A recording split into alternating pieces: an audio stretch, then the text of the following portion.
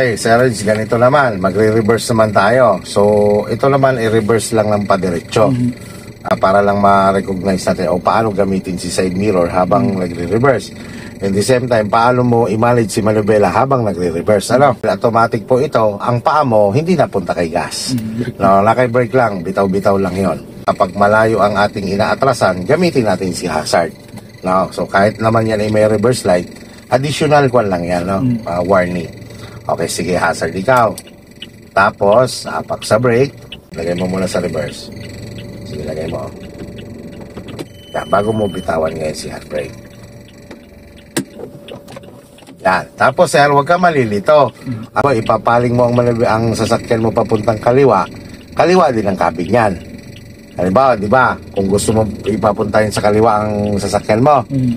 Ganun din. Tapos kaliwa din. Dahil diretso lang yan, sir, ang ating tatakbuhin. Kumbaga, sir, 1/4 lang. Gano'n, 1/4 lang. Ganyan lang, 1/4. Tapos pag halimbawang pumunta na siya, tumumbok na siya, balik mo siya sa gitna. Yan. Bago mag-reverse, sulyapan mo muna ang likod mo kung ano sitwasyon. Okay, wala na. O, bitaw ikaw sa brake. Bitaw-bitawan mo lang yan. Basta pag bumibilis, alalayan. Tingnan mo, malaki ang kanan mo. Sir Reg, dito ka tumingin. So, ganito, isa pa no. Halimbawa, ikaw ay pupunta sa kanan. Habang kinakabig mo yung pakanan, ang sulyap sa kanang side mirror. Para matansya mo kung gaano kalaki spacing ang kukunin mo dito, no? Sige, katulad niyan, di ba? Ang laki. Ikaw, posisyon ng manubela sa 1/4 sa kanan. Yan, 1/4. Kaya mo, antayin mo, tutumbok yan sa kanan mo. Yan, tumumbok. O balik mo sa gitna ang manubela. Huwag ka muna kakabig sa kaliwa. Antayin mo muna lumapit ka. Halimbawa kung ang tingin mo yung mga dangkal, saka ka ngayon ma-adjust papuntang kaliwa.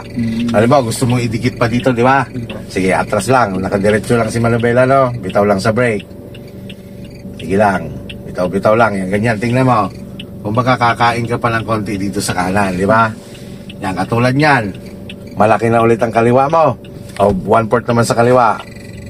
1/4. 1/4 lang, o dumiretso na bawat gilid. Balik na sa diretso ang manubela. Yan, sige, atras. Parehas na diretso ang tingin mo, di ba? Parehas na spacing. Diretso na rin ang manubela.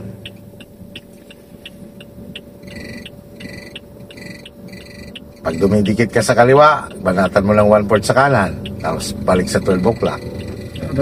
Medyo nalilito ko. Pagka... Ano po sa... Halimbawa, pumupunta siya sa kaliwa, lumalabas siya sa pakaliwa. Tigin mo manubela mo papunta sa kanan. Kanan, ha? Sige. Tingnan mo, tingin lang, left and right, yan ang katulong mo.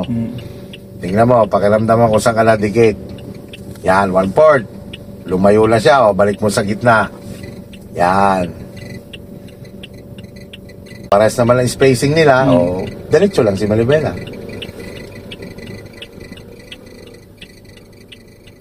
Sa kung saan siya nadikit, doon mo ilalayo. Pag nadikit sa kanan, kaliwa. Oo, kaliwa. Yan. Tapos balik sa gitna. Yan. Para hindi rin siya lumala papuntang kaliwa. Kaya pag ganun mo na punta lang siya sa kaliwa, balik na sa gitna. Sinulubela. Yan. Ganyan. Yan lang naman yan. Pag umaatras, ang katulong mo, left and right na side mirror at saka rear mirror.